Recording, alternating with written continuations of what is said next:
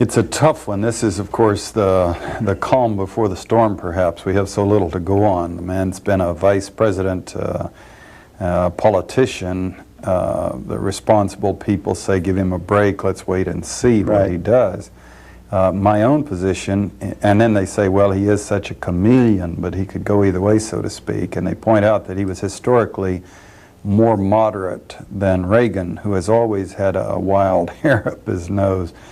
But I personally am more of the school that I believe we do know a lot about this man. In fact, we know some things about him that are much more significant and frightening than what we knew about Ronald Reagan. Ronald Reagan was, of course, a committed conservative who was known to have a slightly defective mind. Who and had proved that that was the case. And proved it and lived up to, and had some harsh policies when he was governor of California. But Bush, this CIA directorship where he made these contacts, I worked for him. You know, I witnessed personally his supervising the CIA's covering up of illegal activity at the end of the Angola operation in early 1976. And he was actually fending off the hostile Congress. Instead of investigating and firing the perpetrators of crimes, he was fending off the FBI and the Congress on at least 3 or 4 major CIA criminal activities. What were those activities? Well, one was the Angolan operation, where we had broken a number of laws, much like the Iran-Contra and the Bolan kind of laws. And then we had conspired to cover up the breaking of the laws. And I mean literally, we sat around the big oak tables and discussed the law. We went down to the library and read up on the law. And then things like, I remember one session reminding the boss, you know, don't contradict yourself. Last week you said, you know, don't contradict yourself. This week, if Senator so-and-so brings up a certain issue. And this one, he just plowed right into that one. And he was just telling the Senate, you know, the Congress, I don't know, I wasn't here, but I'm sure that I just find it very difficult to believe, but we'll look into it thoroughly. If you'll just give me some slack. And he was reassuring them. And with you know, him patting him on the head, they backed off and just never got back to it. He was also doing the same thing about the assassination of Patrice Lumumba, which was being investigated in that cycle. And also the Chilean operation, the killing of, you know, the Track 1, Track 2 ouster and killing of Salvador Allende in Chile. And he was fending off an investigation of that. In the FBI stuff, the Justice Department was investigating some of the mercenaries who had been involved in the CIA's Angola program. And they were asking us specifically which ones had worked for us and in what capacities. And a young attorney showed up from the General Counsel's office responding to Bush's supervision policies, and actually went through my files and purged documents that he thought would be legally incriminating if we were subpoenaed, you know, if we were investigated. And all of that was a thorough indication of Bush's policies as I witnessed them. Beyond that, we have an incredible record that we'll get into in greater depth as we chat here now of the connections that he picked up when he was CIA director. So we have not only Noriega, but we have a dozen or dozens of Noriegas who have blackmail control of this man. Now, one would like to give anyone the benefit of the doubt and say, hopefully they're going to be more moderate, but this man even wished he to be more moderate on CIA activities, would have an uphill fight, because that establishment has got so much dirt on him.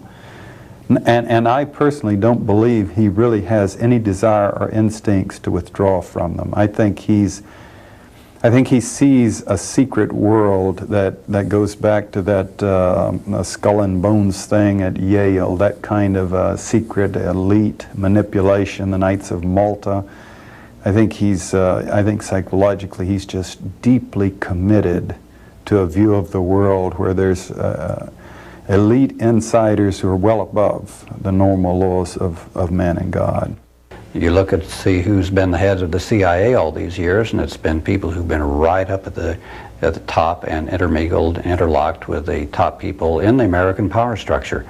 It seems that that's such an important part, running an intelligence service, that the establishment to the people don't want any outsiders doing it. Well, what is the implication then of having an ex-CIA director, the President of the United States? This is the first time that this has ever happened, that someone who is so deeply involved in intelligence activities is actually the President. Well, it's a giant step towards the national security state is what it is. It's a huge victory for the national security establishment. And always remember that although it goes far beyond the CIA, but the CIA was created in the National Security Act of 1947. And the national security establishment has the CIA as one of the inner chapters, so to speak. And to have one of its directors bought into the thing totally and controlled by all of the illegal activities that he's been privy to and part of, it means just that. We've been watching and worrying, and people have been writing books for 15 years about the national security state. And this is a giant step in that direction, is what it amounts to. So does that mean that the CIA will have much more influence in current policy than they would have otherwise? And that Bush has this mentality, the sort of conspiratorial, covert action, interventionist view of the world that these people have. How do you think that might translate practically into an increased role for the CIA or increased influence on Bush? You get into some nuances or personalities, if you will. Overall, the establishment that the CIA represents is much stronger, having Bush as president. However, it's difficult to imagine the CIA being more dominant and active than it was under William Casey, for the simple reason that the man was wild, Wild Bill Casey. Right. And he was running poorly thought out, very aggressive operations in every corner of the world. Now, Bush has decided to go with William Webster. Now, Webster is no saint. As the head of the CIA. As the head of the CIA, which means... Right. Yes, which means the head of the intelligence community, because the CIA director coordinates all of the intelligence in the 7 bureaucracies. Webster is no saint. It's not that, that it makes you feel reassured. In fact, he ran COINTELPRO 2 in the FBI under Reagan when they were harassing the people who were supporting or lobbying against the Contras. And but what's the most ominous thing about this man is that the establishment exonerated him totally.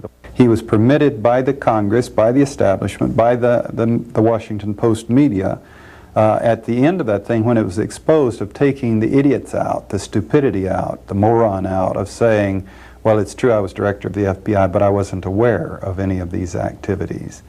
And, the admiral's ship sinks, and he said, well, I wasn't aware it had a hole in the side. This sounds like a Ronald Reagan deficient management style, or simply lying. And Bush used the same out. He sat in 17 meetings of the National Security Council in which they discussed the Iran-Contra scandal, and he says he doesn't remember their ever having talked about it. It was also another interesting thing that he said when they asked him about Oliver North on one of the TV things. He said, well, they made 2 or 3 mistakes.